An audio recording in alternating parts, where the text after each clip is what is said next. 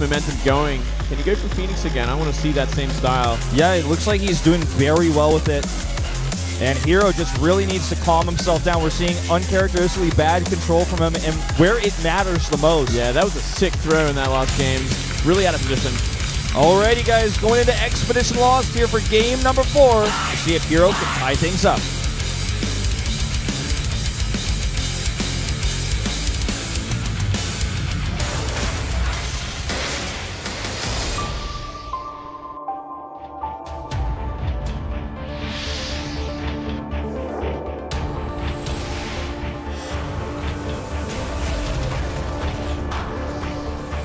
우승할 수 있는 기회, 터닝 포인트.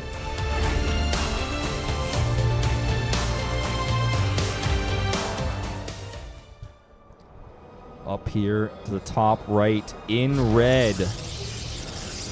The only player from a foreign team to ever win a Star League in Korea. Rain.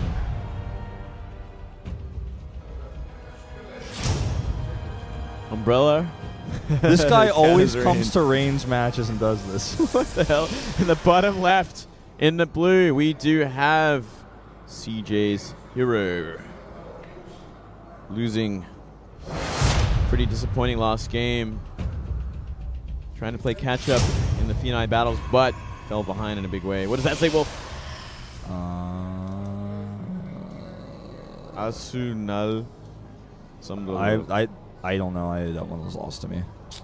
Doesn't matter, mate. I'm not even gonna lie. I could read that one too. I just don't know what it was trying to say. I don't know what the 416 refers to either. Might have been probably a date, I guess, because the word Nara means day, but I don't know. Anyway, what happened on that date, Wolf? I'm like, I don't know. Someone look it up on Wikipedia. April 16th, that fateful day. That fateful day. A lot of people have talked about this rogue curse. By the way, have you heard of this? No, I have not. If you lose to Rogue or rather, if you beat Rogue in the round of 8, then you lose in the semis. That's been like a trend for a few tournaments, apparently. Interesting. So a lot of people expect that herO will advance because Rain defeated Rogue in the round of 8 in that curse. All right. Well, there you go. Magic is real, and curses exist, and apparently Rogue is cursed. It's unfortunate for him. I guess you need like a voodoo witch or something to help you out there. Well, it's starting to look like the curse could be broken with Rain having a 2-1 lead here. And a fast Cybercore could be lending itself to quick Stargate again here. Warp Gate research, though, first. And a Mothership core. Oh, I need a herO save us now. All right. A lot of originality going into today's cheerfuls. Yeah. What would be a plural for, cheerfuls? Cheeries. Cheeries, yeah.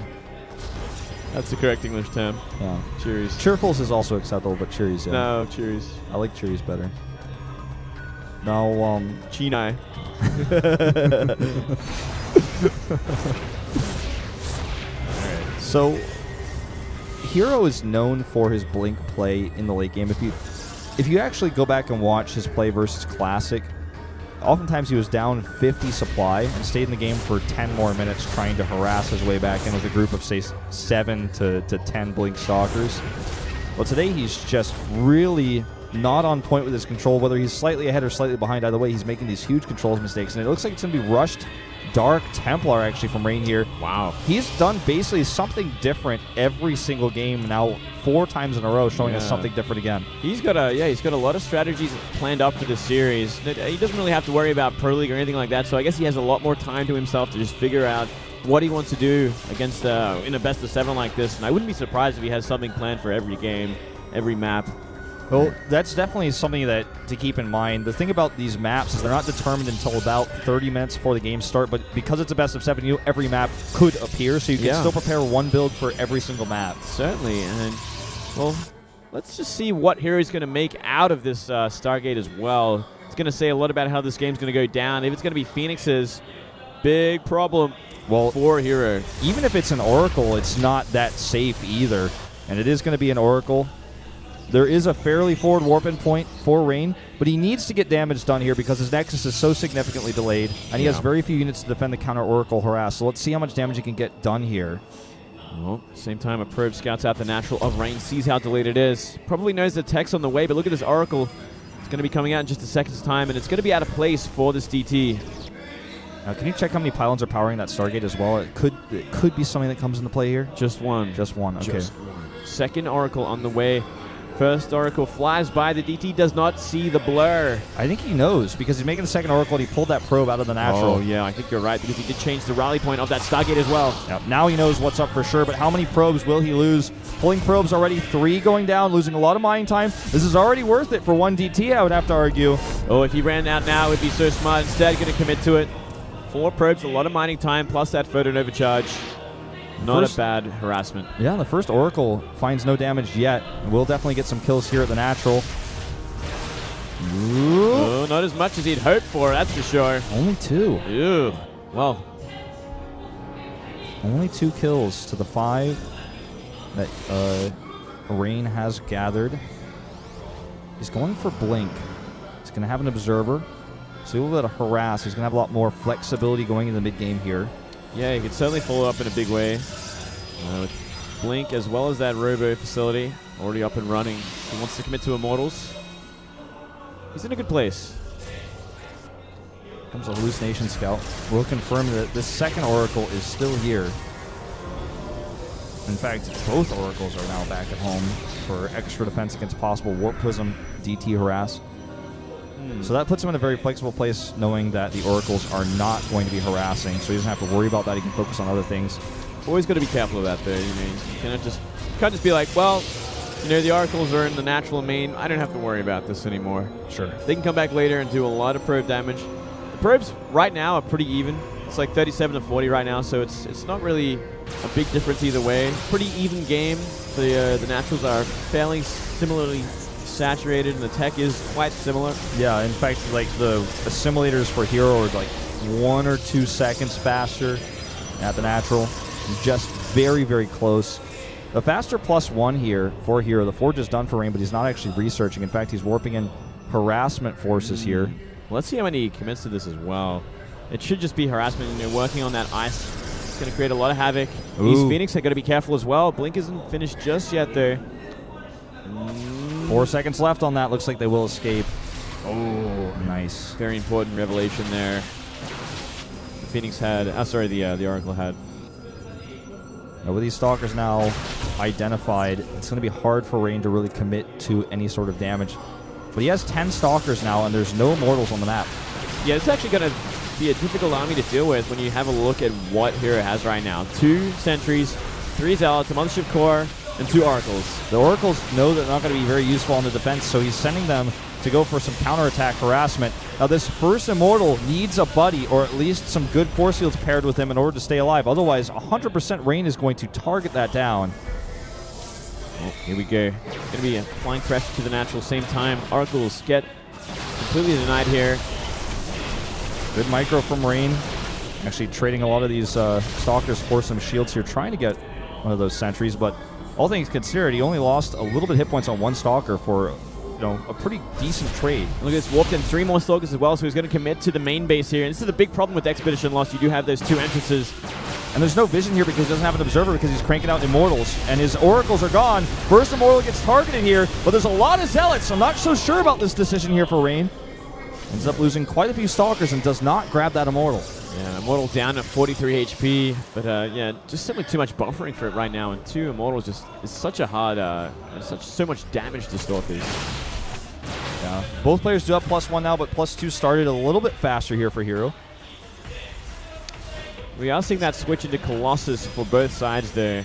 Rain desperately needs that out ASAP. Oh, he's going to go for the Forge. I like this choice a lot more, but he doesn't get it initially, but it's still very early. He could absolutely grab a snipe on it. It's down to 284. And with 2 Oracles here, you can one-shot a probe. Forces another overcharge to be used. He loses one of those Oracles as well, so the damage is going to be followed up. More harassment going down here, just keeping him in his base with these Blink Stalkers, which is very smart. He can do this all game long because of those 2 fronts. Yeah. Good pullbacks by herO, though. Doesn't lose that Immortal. taking a third base here is scouted, but I think this is a good choice considering the amount of forward pressure he has on the map at this point. This Colossus. Oh my god, he kills the Colossus. With that many Stalkers, you got 12 Stalkers. You could basically two-shot with +1. That's what we just saw there. Yeah, also just bad positioning from herO, just a little too far forwards there. Let's get another one out now, but that's a bad place to be. Losing a Colossus like that can be very tilting. He finally does have this Observer here now, though, so he can see these move-outs before they happen. I think going for the Forge would have been a good choice here, but just decides to blink back. He should be using his Observer a little bit more to try and snipe out the Observer of Rain's. Exactly. Of herO's, sorry. Exactly. Yeah. I completely agree. Just, well, I guess he doesn't know it's there. Look at this. He's just going to give up the natural here. He's completely leaving his ice. And he's going to get pulled back anyway because of that photon overcharge. Ooh, he could actually get sandwiched here. This is scary. Okay, does safely move back, knowing that that's most likely going to be the case. All right, more and more Colossus coming out for Rain. He's sitting at 3 right now and 1 Immortal, so he's got a pretty decent-sized army right now. Oh, man, herO is looking like Pro League round 4 semis again. There goes another Colossus. He's going to go straight into the main base from here. If he started working on the Forge, maybe the... the Mothership Core is going to go down as well. Helps out as well. But he could get sandwiched, but I feel like with this much damage these Stalkers got, I think it's worth it. It's definitely been worth it overall for sure. Look at this, even getting a few warping and zealots. He scouts the mass zealot tech as well. Oh, he could actually work on this Immortal or this Colossus. Going to be the Immortal. Could maybe get it. One more shot. 1 health. Oh, so close. Loses the Observer as well. Now he knows he's up against a ton of charged zealots. A wall would be nice, but it looks like he might actually just have to give up this base. He's got 4 Colossi to 1, though, so with a good spread. Yeah, you know what? I think he's fine. I think he's actually in a good place right now. He's a little bit behind in supply. Revelation scouts out this army with 4 Colossus and a decent amount of units to buffer for them. He can take this out. He needs to spread. He needs to have his 12 Zealots blocking so those Colossi can get the damage done, because if the Zealots of herO get on top of those Colossi, the Colossus count means nothing. There's so many Zealots coming out for Rain as well. He also has Photon Overcharge available for that third base if he desires. Or potentially a Time Warp. Could even be better. He's going to take down the pylon instead. Very smart. Oh, so much damage already be done to these Archons. Very careful here. Looks like Rain even turned off autocast charge for those Zealots to make sure he could engage exactly where he wanted to. Yeah. Oh. Smart there. And here he's just going to turn things around. He lost his pylon. He's like, well, I can't do much more. This Oracle did get 8 kills in the meantime and delayed a lot of mining time. And you could see actually herO has an 8-worker lead, but this Nexus being alive is the biggest problem. Yeah. I'm also liking the composition of range a lot more with this many Colossus already out. It's 4-3 now, though, so herO has caught up. It's much easier to add Archons later because you can make them out of gateways. So the missing Archons in his comp can be added basically whenever he has the gas or whenever he feels like it. +2 done for both players at this point, so these Zealots are going to collide with even upgrades, and actually looks like a 6v6 fight, but Stalkers to join, making things a little bit easier. And he's going to try to find now an angle with those ranged Colossi to poke. This is basically a poke-type composition that Rain has that herO is going to have to try to deal with at the third now. I'm kind of surprised we haven't seen a Warp Prism from either side just yet, considering how much trading's been going on in the middle of the map here. Like a good Zealot Warp-in the main of either side could really disrupt the economy. Second robotics is coming up here for herO, meanwhile, to try to catch up with his Colossi. +1 armor also done for him as well, but this is too good of a spread. He cannot engage. He's already going to lose a lot of ground here. Look at that Time Warp as well. Hallucinated Colossus, but look, Archons at the back, not able to do their damage, and Zealots are on top of the entire army of herO right now. This is going to be, well, it looked like it was going to be a one-sided fight, but with Warpins coming in, yeah, you know, GG, I don't even know what just happened there, Moonblade. He ran right up the ramp there, man, into Archon Colossus, and it kind of got mashed. I feel like it was almost a desperate move. It was like a big attack from Rain, but was he just on move command? It was a bad position there. Bad place to fight like that. He was spread out. I guess he decided to commit to it, but fighting up a ramp like that against that many Archons and that many Colossus, your Zealot's not going to last very long at all. It looked good for a second. I mean, I look at that fight and I'm like, he has way more stuff. He's got Zealots on top of Colossi. They must not have been attacking. He was trying to move command in there. The Archons did end up doing a ton of splash damage on the high ground, but that was like a suicidal attack. It was ahead in every way in that game. It was totally unnecessary to force an engagement like that, but yeah, I like have to watch that fight again. That just totally threw me off there. Like, it's amazing for herO that he takes this win, but everything about that confuses me. That was a really strange fight there. Super strange fight. Big committal that is kind of surprising considering the situation. Maybe he just thought you know, I'm too far behind. Here is already saturated his third base. I have to go for one big attack and try and end it there. And if I don't do it, I lose the game. We're going to take a 10-minute break, guys, a little bit of a longer one, it looks like, before we go into game number 5. So stay tuned.